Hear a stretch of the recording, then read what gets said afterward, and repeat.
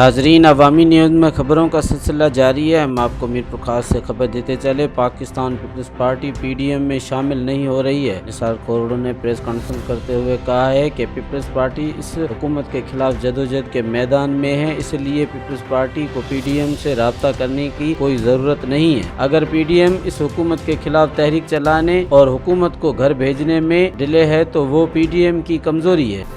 ये हुकूमत मजहब के भी मिसयूज़ करणु शुरू कयो अथऊं। TLP सां मुज़ाकरात, सरकारी अहलकार मारिजी विया, उन्हनि जे लाइ कोई एक्शन कोन।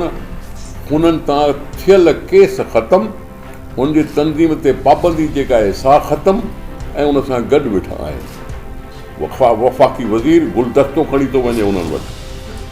इहो माइंड सेट ठाहिण जी कोशिशि आहे। न सिर्फ़ु इहो पर TTP जेका ॿी हिकिड़ी दहशतगर्द जमात आहे जेका अफ़गानिस्तान में आहे अञा त उन्हनि सां ॻाल्हियुनि जी ॻाल्हियूं इहे था कनि।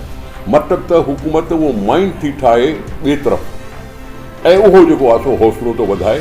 ऐं मां सॼे इन फैसलाबाद जे इन मर्डर जो, फैसलाबाद जे इन वाक़े जो ज़िम्मेदार इमरान ख़ान खे चवंदुसि।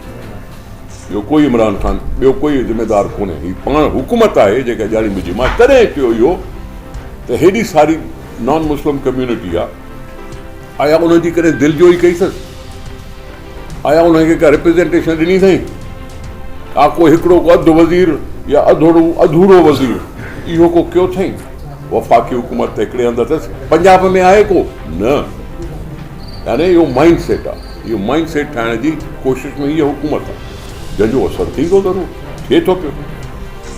मज़ीद खबरों और तफसीलात के लिए विजिट करें हमारी वेबसाइट www.awamiNewsHD.com।